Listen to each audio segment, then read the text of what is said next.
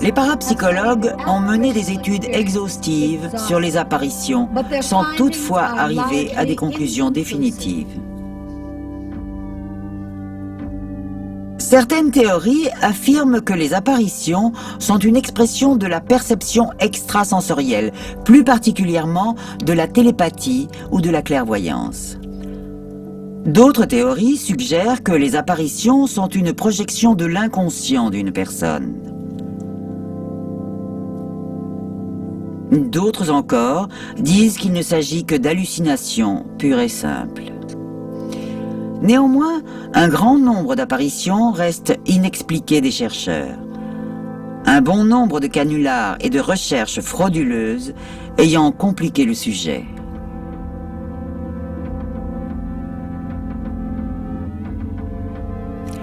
Un secteur de recherche a cependant donné d'intéressants résultats. Le poltergeist, ou esprit criard, a été aperçu aux 4 coins de la planète.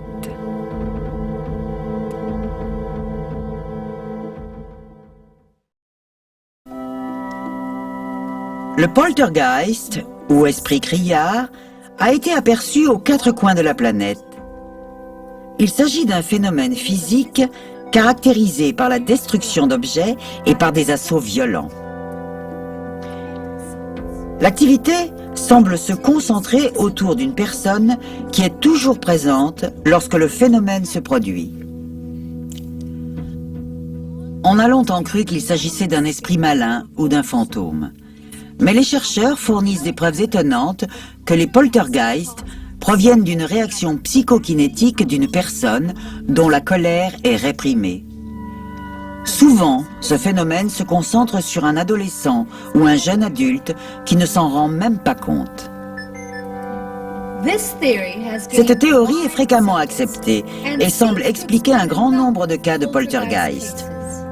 D'autres cas ne rentrent pas dans ce moule et restent un mystère.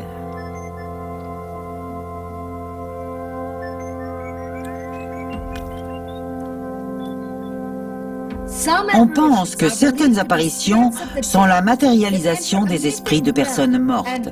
Ils appartiennent au folklore. Le Bhuta indien est le fantôme mauvais de ceux qui sont décédés d'une mort violente.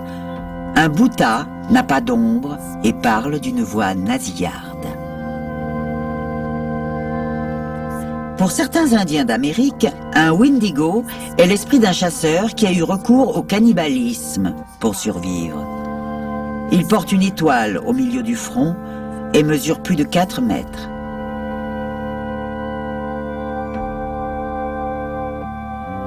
Le folklore comporte un bon nombre d'esprits n'ayant jamais eu forme humaine, mais qui font l'objet d'une classification particulière. Prenons l'exemple du fantôme. Un fantôme, c'est une émanation du flux de la réalité, vérifiée par des personnes et des choses. C'est quelque chose qui s'est échappé d'un corps et qui se nourrit de la réalité de laquelle il s'est échappé. Il a gardé un certain aspect de sa forme originale, qu'il essaye de refréquenter, et ce parce qu'il a besoin de participer à quelque chose. C'est une émanation différente de la personne dont elle est issue.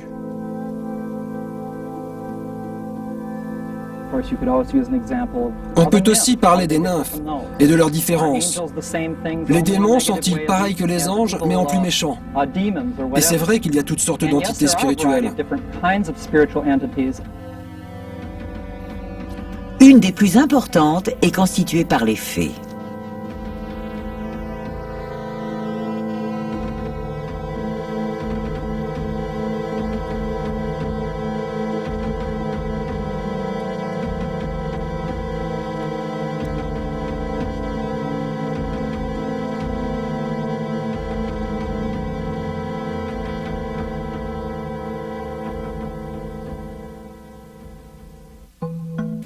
Un type d'être surnaturel, ni fantôme, ni dieu ou demi-dieu, et qui habite sur Terre et qui fait le mal ou le bien.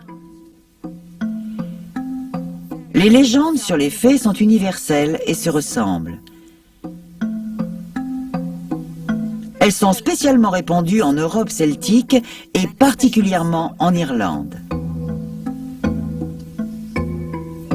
Les histoires de fées abondent en Asie. Les Amérindiens ont eux aussi leurs propres personnages de légende. Le corbeau, par exemple, fait référence aux petits hommes qui vivent dans les montagnes Prior, au sud du Montana. Ces petits hommes possèdent de puissants remèdes pour guérir et ont une force incroyable et des crocs.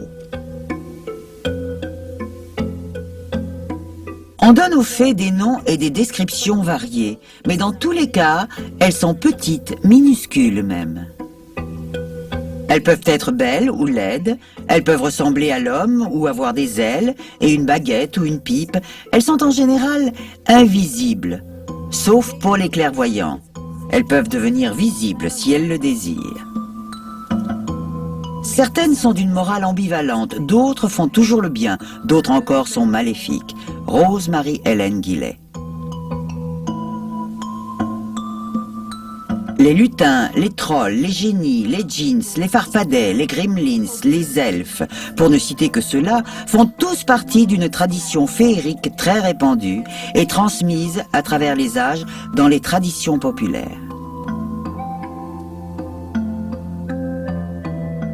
Alors j'implore ta vérité immortelle, impérissable, et par mon âme, perçois l'inconnu. Écarte.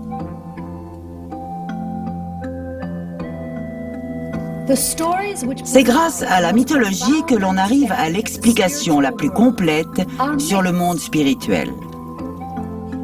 Avec elle, on aborde la hiérarchie supérieure du monde des esprits, les dieux et les ancêtres sacrés que l'humanité a vénérés de tout temps. Un dieu est la personnification d'une force motivante ou d'un système de valeurs qui fonctionne dans la vie humaine et dans l'univers, la force de notre propre corps et de la nature. Les mythes sont la métaphore du potentiel spirituel chez l'homme. Et les forces qui nous animent également la vie du monde.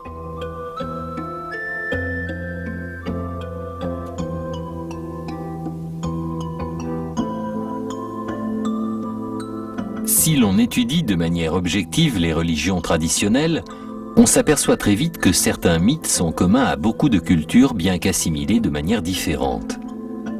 La vie après la mort, par exemple. Ou encore, les esprits maléfiques, ou ceux qui nous protègent. Joseph Campbell.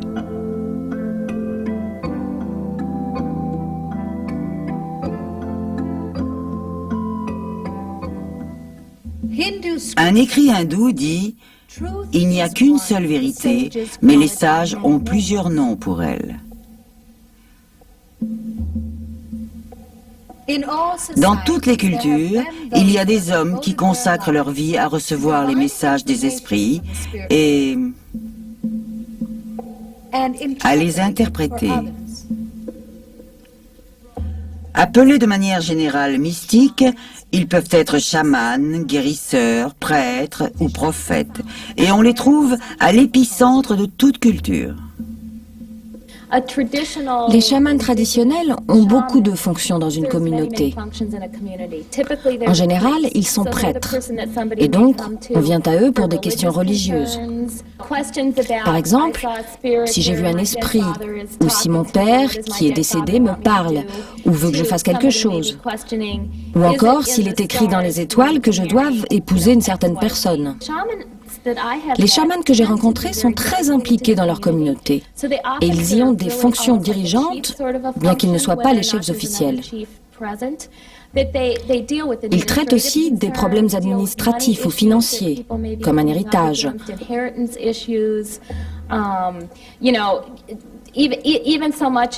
Ou encore des questions très simples comme où se procurer des semences.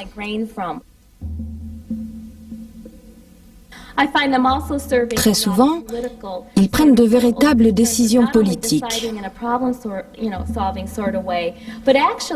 Ou plutôt, ils politisent certaines de leurs actions. Ça leur permet de servir leur communauté ou d'accroître leur pouvoir.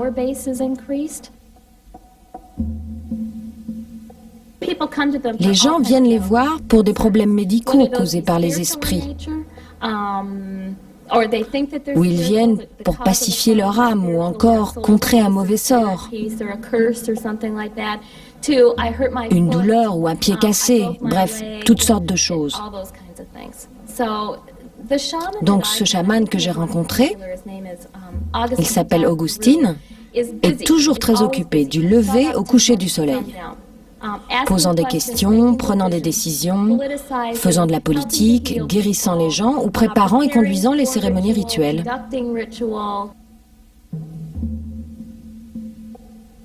Le mysticisme peut être défini comme étant la connaissance acquise à travers l'expérience personnelle.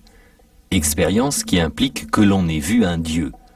Le mystique cherche le moyen de rétablir l'unité entre l'homme et Dieu. Le moyen de base trouvé par la tradition mystique pour faire le lien entre l'homme et Dieu est la pratique ascétique, qui entraîne un état d'extase. L'extase est un état d'esprit non ordinaire qui inclut la transe, le rêve, les visions, les hallucinations, la vénération et la méditation profonde. Pour beaucoup, ce genre d'extase est considéré comme une expérience intérieure, mais pour celui qui la pratique, elle est plus réelle que le monde lui-même. Mike Samuel, docteur en médecine, et Nancy Samuel. Certains deviennent chamans volontairement. Ils décident pendant leur jeunesse de devenir guérisseurs, hommes médecine ou sorciers. Puis ils vont voir le chef chaman ou sont choisis par lui et ils commencent leur apprentissage. Donc certains sont élevés dans la culture chamane même.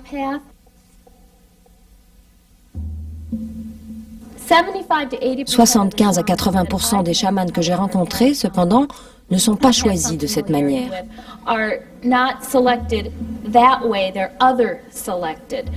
Ils sont choisis par le monde des esprits.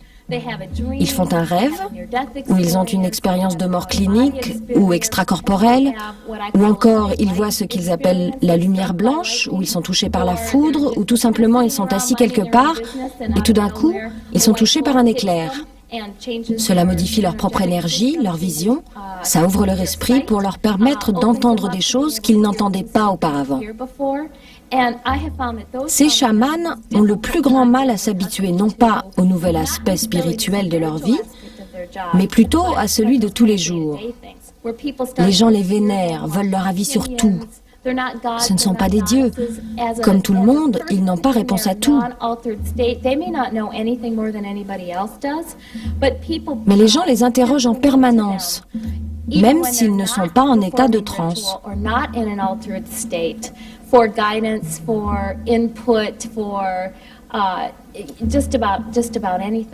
Dans tous les rituels auxquels j'ai assisté, que ce soit en Afrique, en Amérique du Sud ou centrale, et jusqu'en Sibérie, il y a toujours un état de transe chez le guérisseur et parfois chez le patient. C'est ainsi que les chamans fonctionnent le mieux. D'autres utilisent des remèdes à base d'herbes ou de racines pour provoquer la transe. Des plantes hallucinogènes, du peyote ou des dérivés de cocaïne leur permettent de se relaxer et de dépasser leurs limites physiques. Ces remèdes leur permettent de sortir de leur corps et d'aller chercher des solutions de guérison.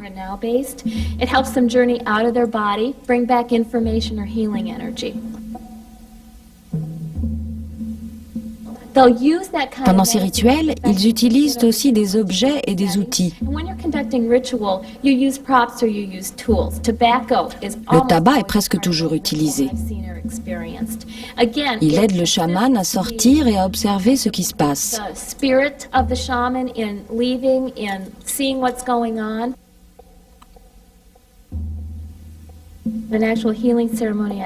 Au cours d'un congrès chamanique auquel j'ai assisté, Le chaman débutait son rituel en envoyant de la fumée sur sa patiente, une femme atteinte du cancer. Ceci est une partie importante du rituel. C'est ainsi qu'il fait appel à ses dons de clairvoyance qui lui permettent de comprendre comment fonctionne l'énergie d'un patient. Puis il a dit, voici où se trouve la maladie. C'est là, c'est là, c'est là. Il a regardé ces 3 endroits et il a dit, là, dans ta zone du cœur, c'est à cause de ton beau-frère qui t'a jeté un sort. Et là, c'est parce que tu as fait des choses méchantes quand tu étais petite. Je ne me souviens plus du problème de la 3e zone, mais il me semble qu'il n'avait pas de cause spirituelle. Il avait allongé la patiente et recouvert les 3 zones qu'il avait trouvées durant son état de transe avec de l'huile de serpent.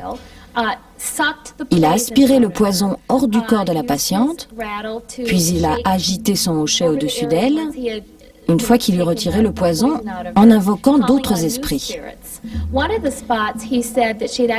Il a dit qu'elle n'avait plus d'âme sur un des endroits et qu'il allait faire une cérémonie durant laquelle il tenterait de ramener le morceau d'âme disparu emporté par un ancêtre.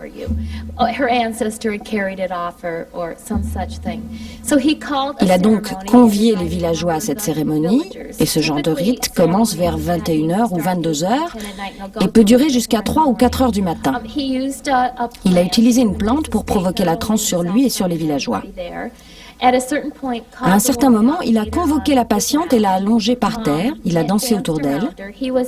C'était un chaman chanteur, donc il a utilisé des rythmes et de la musique pour invoquer les esprits. Puis il s'est écroulé sans vie. Je me suis dit qu'il abandonnait son corps pour aller chercher l'âme de la malade. C'est dur de savoir réellement ce qui se passe pendant ces cérémonies. 1 heure après, il a été pris de convulsions. Il avait quelque chose dans la main. Il l'a posé sur la malade, qui à son tour a été prise de convulsions et a commencé à pleurer. Pour finir la cérémonie, il a encore utilisé le tabac, comme pour nettoyer la patiente qui semblait aller mieux, vraiment mieux. She seemed to feel better because he was also well versed in the uses of plants. Il l'a fait revenir 2 ou 3 fois par jour pour lui donner des plantes et lui faire suivre un régime alimentaire spécial. Il lui a fait un traitement complet.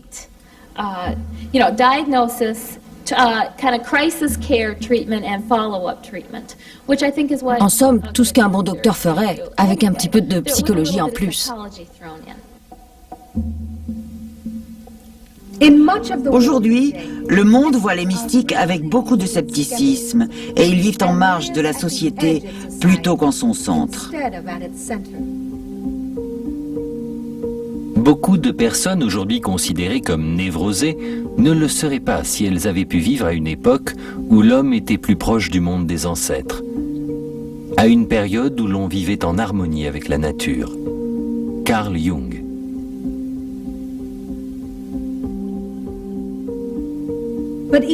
Cependant, Jung admet que les mythes n'ont pas disparu. Les grands mythes du passé n'ont pas disparu comme on le pensait. Ils ont tout simplement changé de nom. Des millions de personnes vont au cinéma et voient de vieux mythes adaptés au monde moderne. Le film La Guerre des Étoiles reprend une idée identique à celle de Goethe dans Faust, mais présentée par George Lucas sous une lumière plus actuelle. La technologie ne nous sauvera pas. Nos ordinateurs, nos outils, nos machines ne sont pas suffisants. Nous devons cultiver nos intuitions, notre vraie nature. Joseph Campbell. On retrouve des mythes modernes dans les bandes dessinées, les romans à succès et les émissions de télévision.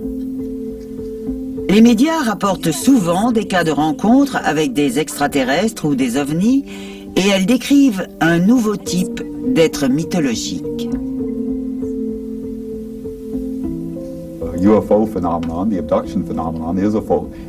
Les ovnis, les phénomènes d'enlèvement, constituent un folklore moderne. L'enlèvement par des extraterrestres de gens comme vous et moi, qui sont ensuite emmenés chez des êtres inconnus, et parfois torturés, ou alors éclairés par un savoir nouveau, eh bien ce genre de choses fait partie du folklore depuis des milliers d'années. Si vous voulez faire des comparaisons, il n'y a qu'à regarder les rites des chamans quand ils perdent connaissance.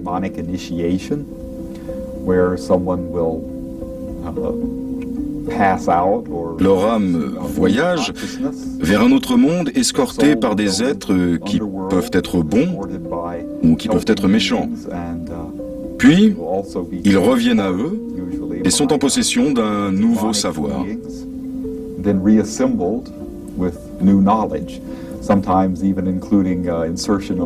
Parfois, ils disent s'être fait installer un cristal dans la tête. Et cela ressemble beaucoup à ce que les gens qui ont été enlevés décrivent. De manière certaine, être séparé de son âme puis réuni à nouveau ressemble à l'examen dont ces personnes ont fait l'objet. Ces gens reviennent ensuite sur Terre avec de nouveaux pouvoirs et une vie différente. En Europe, les légendes de fées parlent toujours de petits êtres enlevant des enfants et les amenant au royaume des fées. Ce royaume peut être comparé au vaisseau spatial.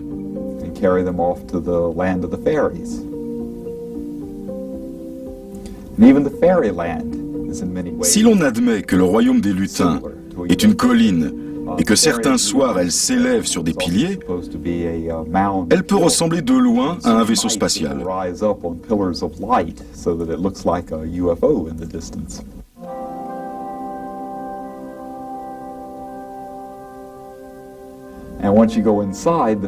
L'intérieur du royaume est éclairé de manière uniforme, comme la salle d'opération décrite dans les soucoupes volantes.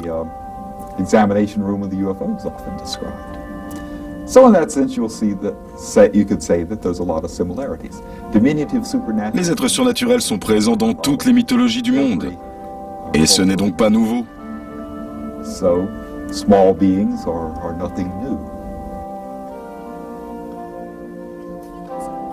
Ted Peters appelle ces êtres, qui correspondent bien à notre époque, des anges technologiques.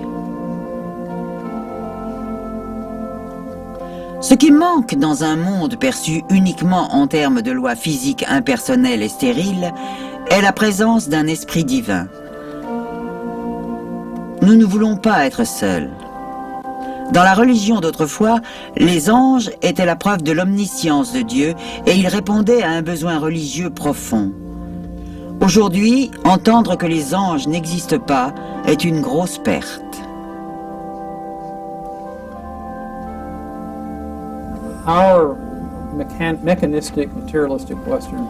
Notre culture occidentale mécanique et matérialiste est la seule qui, depuis ces 300 dernières années, ait complètement abandonné l'idée qu'il puisse y avoir une autre intelligence dans l'univers. Bien sûr, il y a eu, pendant les époques grecques et romaines, des périodes de scepticisme vis-à-vis des dieux, mais elles n'ont jamais duré longtemps et la plupart des gens ont continué de croire aux divinités et aux esprits.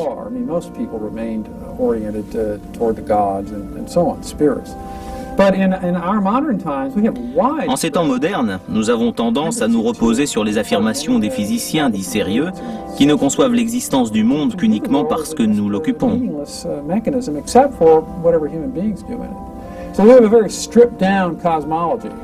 Notre cosmologie se limite à ce dont nous sommes conscients. Il me semble pourtant que notre histoire religieuse et d'autres sont peuplées de récits d'anges et d'esprits. Esprits qui nous renseignent, nous assistent, ou nous transforment.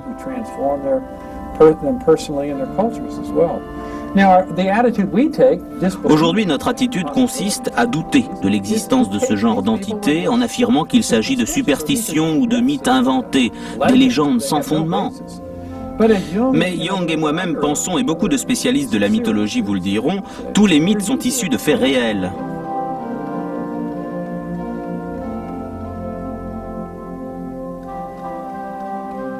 Grâce aux ovnis, les anges sont de retour, pas en tant qu'esprit, mais en tant qu'êtres physiques, capables de surveillance électronique et de télépathie. Il est réconfortant de savoir que nous ne sommes pas seuls. Quelqu'un nous observe.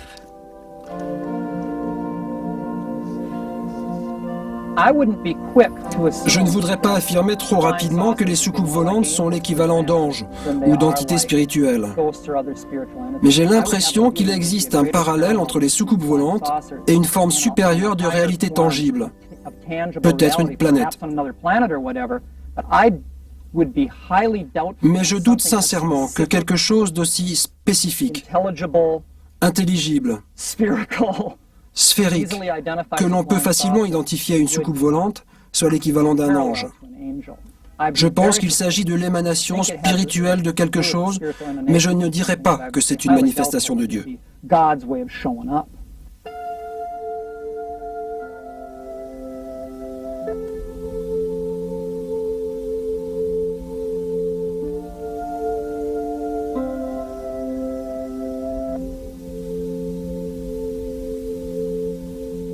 Dans beaucoup d'endroits sur Terre, le retour du Christ et les espoirs de rédemption qu'il suscite est attendu avec impatience. Cependant, l'importance que prend cet espoir n'est en rien comparable à ce qu'il fut dans le passé. Il est plutôt le fruit de notre ère technologique. C'est la distribution mondiale du phénomène des ovnis. Carl Jung.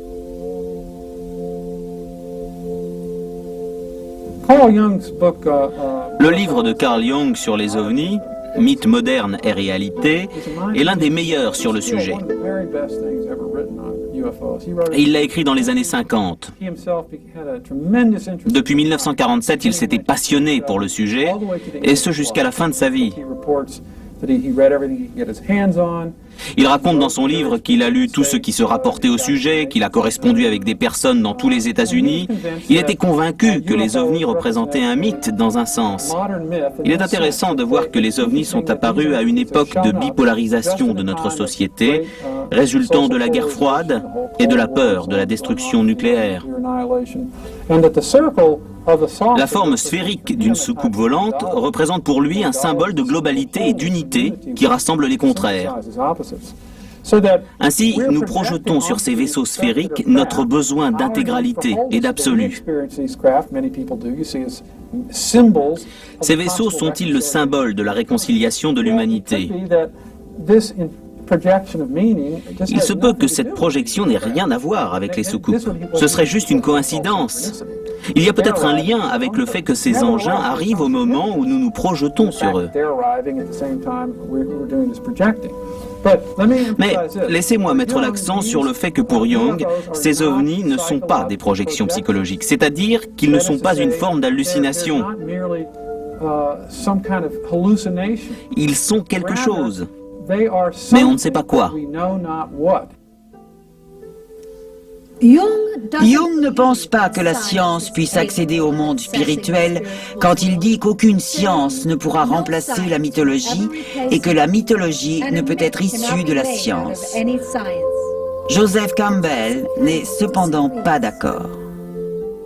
La science commence à pénétrer la dimension du mystère. Elle a atteint le terrain de la mythologie. Elle en est au bord. L'interface entre ce que l'on peut comprendre et ce que l'on ne découvrira jamais est un mystère qui transcende toute recherche.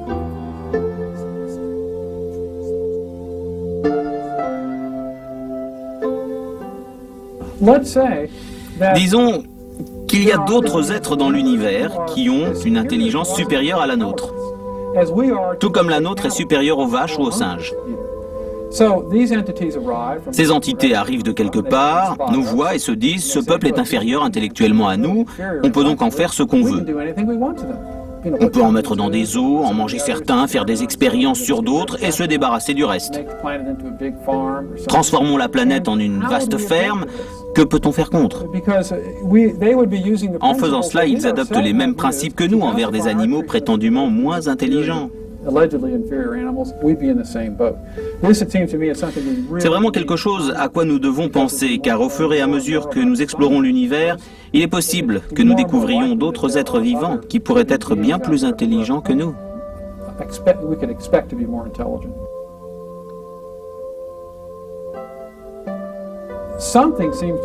Il semble qu'il y ait interaction avec quelque chose. Je ne sais pas s'ils viennent d'une autre planète. Ils semblent être différents de nous. Je ne connais ni leur origine, ni leur raison. Mais cela se passe en ce moment. Je n'en ai aucun doute. Il y a trop de preuves.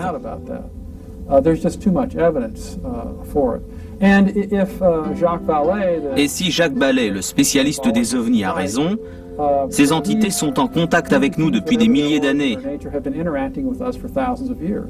Et elles ont peut-être quelque chose à voir avec notre évolution. Je suis persuadé qu'il y a des niveaux de conscience supérieurs à la nôtre, que des présences spirituelles peuvent se manifester dans notre réalité spatio-temporelle. Je ne sais pas quels moyens ils utilisent. Je ne crois pas que ce soit de la magie. Je crois plutôt à des concepts scientifiques qui se développent et nous expliquent comment fonctionne notre univers complexe, et ce sur deux niveaux, celui que nous percevons et celui qui nous englobe.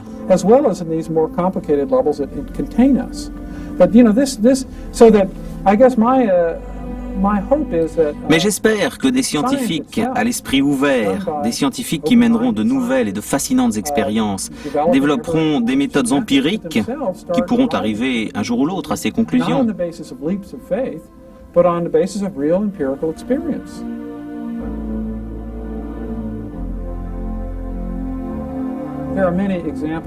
Il existe beaucoup d'exemples dans l'histoire de la science où on s'est retrouvé en présence d'anomalies déjà existantes et jamais prises en compte dans une théorie.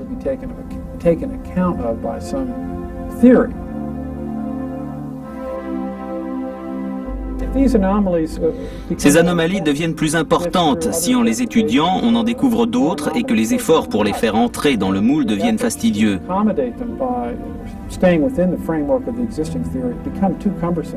Nous sommes à un tournant. Ce qu'il faut maintenant, c'est une nouvelle théorie qui prenne en compte tous les anciens principes et toutes leurs anomalies pour arriver à un nouveau raisonnement.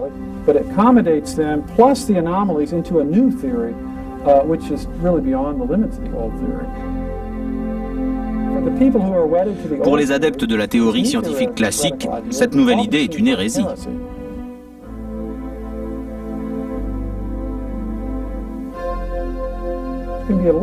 Il y a énormément de résistance psychologique et sociologique à ce genre de révolution scientifique, de changement théorique, mais il constitue bien sûr les moments les plus excitants de la recherche scientifique.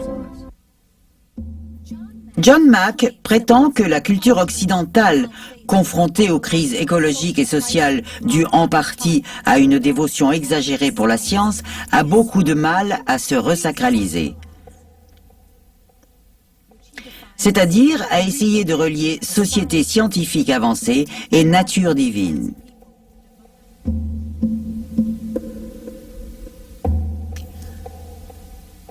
Le rôle que jouera la science dans cette lutte n'est pas encore défini.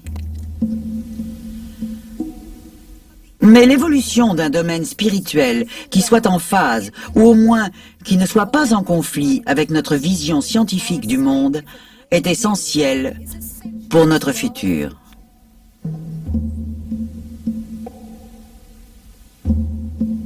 Nous ne pouvons pas savoir quelles sont les perspectives d'avenir de l'Homo sapiens. Subirons-nous le même sort que les autres espèces qui, après s'être épanouies sur Terre, ont maintenant disparu? La biologie ne peut pas prouver le contraire. Une vie dénuée de sens spirituel empêche tout épanouissement et fragilise.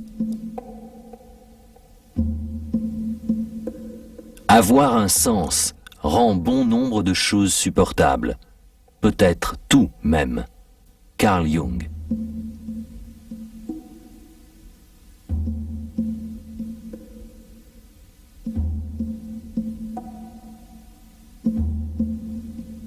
Ce que le chaman nous dit, c'est que chacun de nous est un être à la fois spirituel et physique. Nous sommes esprits. et nous pouvons nous connecter avec le monde des esprits. Nous sommes esprits, mais nous sommes aussi matière, et nous cherchons à fusionner ces deux éléments. Mais notre société matérialiste occulte cette réalité.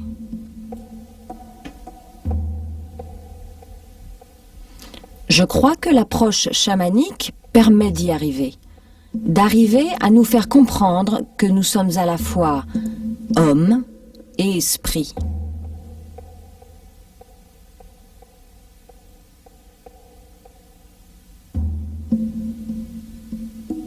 Croire, savoir ou même avoir vécu cette expérience, que notre perception sensorielle n'est qu'illusion, que l'outil à 3 dimensions que l'on appelle notre corps n'est qu'une enveloppe, ou un foyer accueillant quelque chose d'infiniment plus grand que notre réalité, est une des plus fortes idées ayant jamais été conçues par l'homme.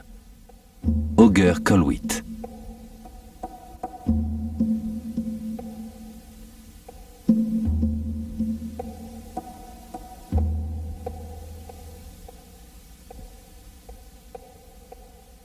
J'ai eu des expériences où j'avais l'impression d'être dans une autre dimension, dans un lieu différent. L'idée soutenue par Jung que l'on puisse puiser dans l'inconscient collectif me plaît. J'en ai vécu l'expérience saisissante lors d'un rituel de guérison indien. J'assistais à la cérémonie.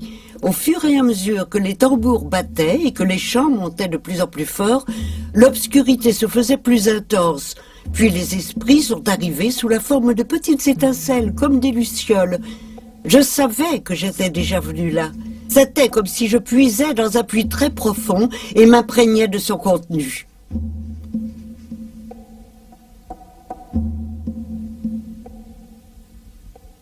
Tout être navigue aux limites de l'océan infini qu'est l'essence de la vie. Nous portons tous en nous cette force suprême, cette sagesse abondante. On ne peut ni la remettre en question ni l'oublier. Pourtant, elle est cachée dans les recoins les plus profonds, les plus sombres de notre être. Et si quelqu'un arrivait à la redécouvrir, la maîtriser et l'exploiter? Heinrich Zimmer.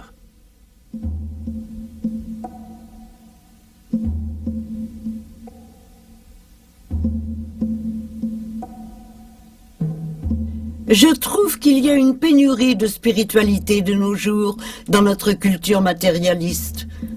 Les religions traditionnelles ne nous satisfont plus. Nous recherchons tous une connexion avec le monde spirituel. Que ces choses soient réelles ou une manifestation de nos besoins, je ne sais pas. En tout cas, elles existent.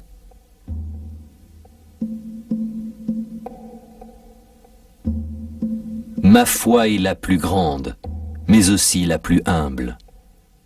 Elle englobe tous les cultes, les plus anciens comme les plus récents, mais aussi tous ceux qui les relient. Je reviendrai sur terre d'ici 5000 ans. Je respecterai les oracles, honorant les dieux et saluant le Christ. De la première pierre et de la première branche, je fais un talisman. J'invoque les esprits dans le cercle d'Obis. J'assiste le lama et le brahman quand ils éclairent les idoles. Descendant les rues, en dansant dans une procession recréatrice, frappé d'austérité, j'irai jusque dans les bois.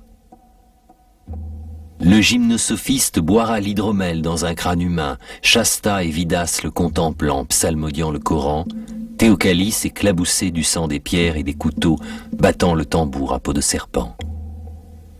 Recevant la parole divine de celui qui fut sacrifié au nom du Père, parmi la foule, agenouillé, élevé par les prières des puritains, ou assis sur un banc d'église, vociférant dans ma folie passagère, j'attendrai, immobile, que mon esprit me ranime.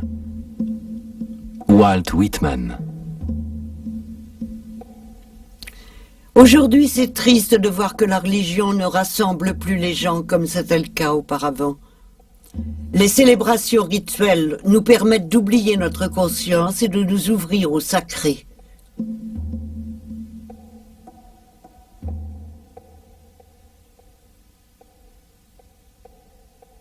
Un mystique est une personne qui croit qu'en étudiant sa propre nature, il est possible d'approcher Dieu. Minli Piol.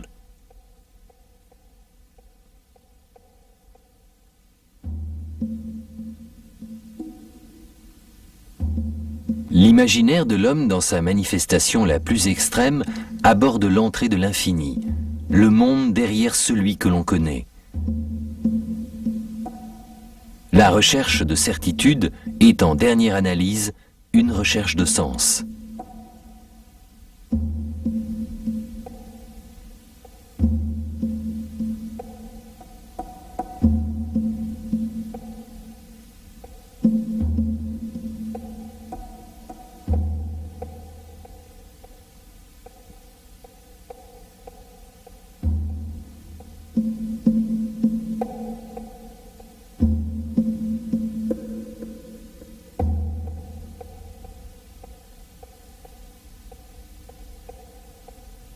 En Inde, il est évident qu'Atman, qui représente le centre de l'homme, est aussi le centre de l'univers brahman. Pourquoi pas? Alan Watts.